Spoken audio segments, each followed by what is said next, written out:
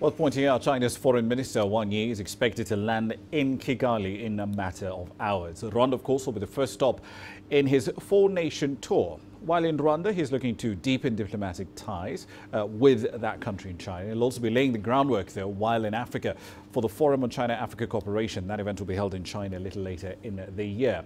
While in Rwanda, he's expected to hold talks with President Paul Kagame. He's taking over this year as the chair of the African Union from the Guinean President Alpha Conde. Now then, Voldy Krelsa joins us now live in Kigali with more data on this story. Voldy, let's focus on some local matters first. We've seen the East African community split on this proposal to ban the importation of second-hand clothes. Now, since Rwanda wants to go ahead with it, how will they implement it? Can the domestic textile industry, as we've seen in your package, can they plug that supply gap that the ban will create? Well, Rama, since the ban is only supposed to come into effect next year, they're hoping it'll give the country time to upscale its manufacturing sector, which could really struggle, as you say, to fill that hole. They're coming up with policies to boost the industrial sector. So they've taken some fiscal tax measures to encourage foreign investors into the textile and manufacturing market. Now, aside from CNH, we also spoke to other garment manufacturers who told us that what they've done now is not just concentrate on exporting their product, but they're also reviewing their business model to include the domestic market. But, and here's the thing, getting people who are used to buying second-hand clothes to change their mindset might be the biggest challenge here. Already traders are saying this will have a significant impact on their ability to earn a living. But government is saying they've managed to find a way for the market to absorb those traders who might be affected by this decision. Take a listen to what the Minister of Trade and Industry told us a little earlier today. Actually, we are seeing emergence of some industries in textile, garment, and garments. And actually, right now we have been managed to see like 11 industries coming out, and they have managed to create around 25,000 jobs. So the meaning at macroeconomic level, the first one is job creation. But the other meaning, for instance, regarding the traders of second-hand clothes, we have managed to link with them, with the new factories, to make sure that actually, first of all, they are continuing to trade in second-used clothes. Simply because we didn't ban, imports are still coming in our country, but since we have increased the taxation rates, they are coming in small quantities, but they are still trading with in second-hand clothes. But number two, we have managed to link with them with domestic factories that has invested in garment and textile, such that they can, actually Rwanda became like another option for them to look for product to trade on this market. So there is that linkages between the new factories that are coming up with the former traders in second-hand clothes, but also they continue to trade in that commodity because it was not banned. It is coming, even now, it is entering our market. All right, then I'm going to expand this conversation into a continental perspective. David Oiro is an independent economist specializing in trade issues. He's live in studio with me. Voldy Krelsa, of course, is still in Kigali. But David, let me come to you. So Kenya's decided, initially we were part of this decision in 2016. Yes, we're going to ban second-hand import clothes. And then we turned around last year and said, no, not really. It's not going to work for us. Are we in breach of any trade agreements that we've signed based on this decision?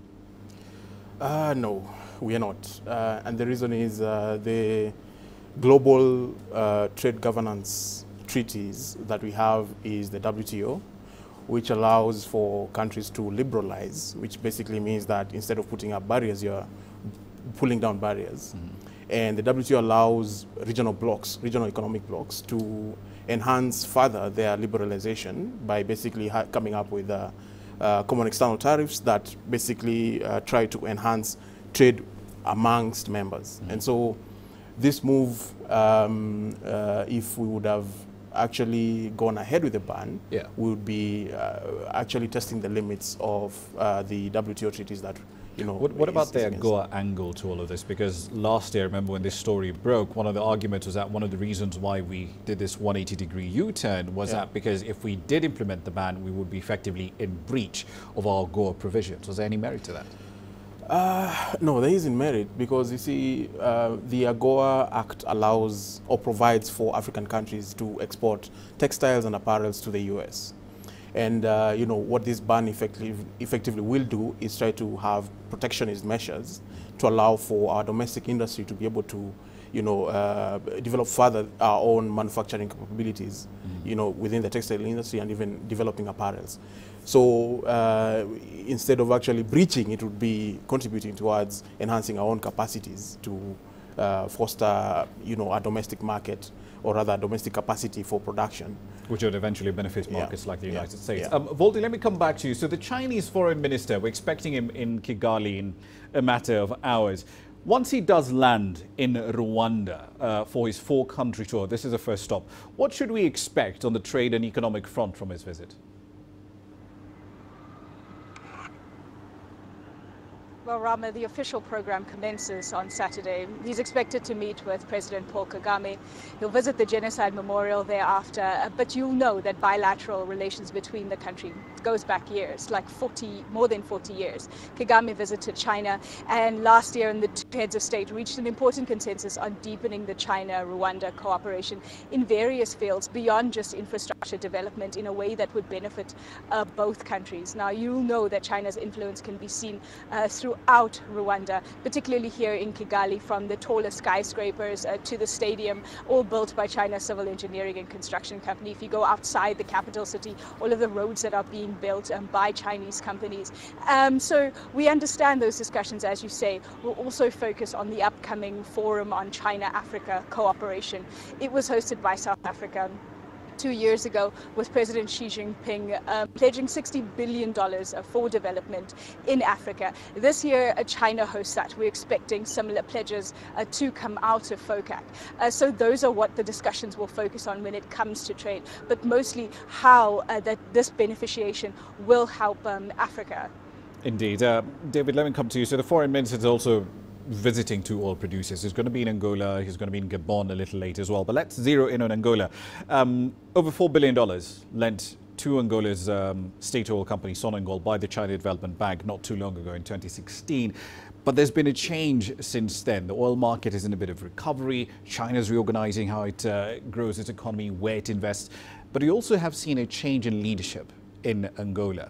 Now, given the fact that a lot of Angolan oil ends up in China, should we expect a relationship change here between these two countries?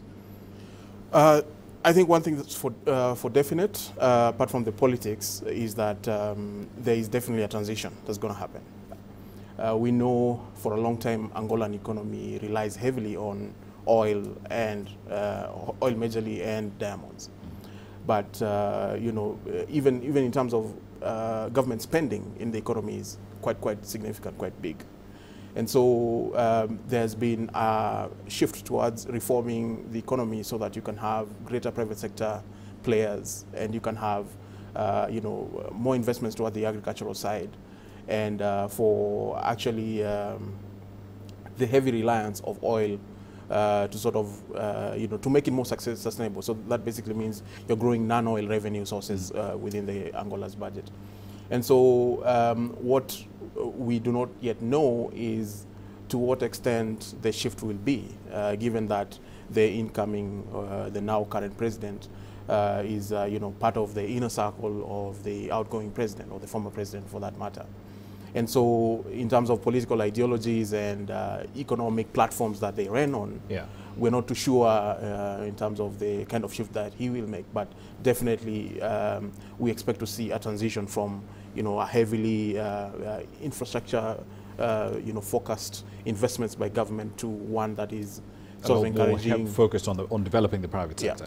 All right, then we'll leave it there for the time being. David, we're here in studio with me. Thank you very much. And of course, Voldy Kurelsa live there in the city of Kigali.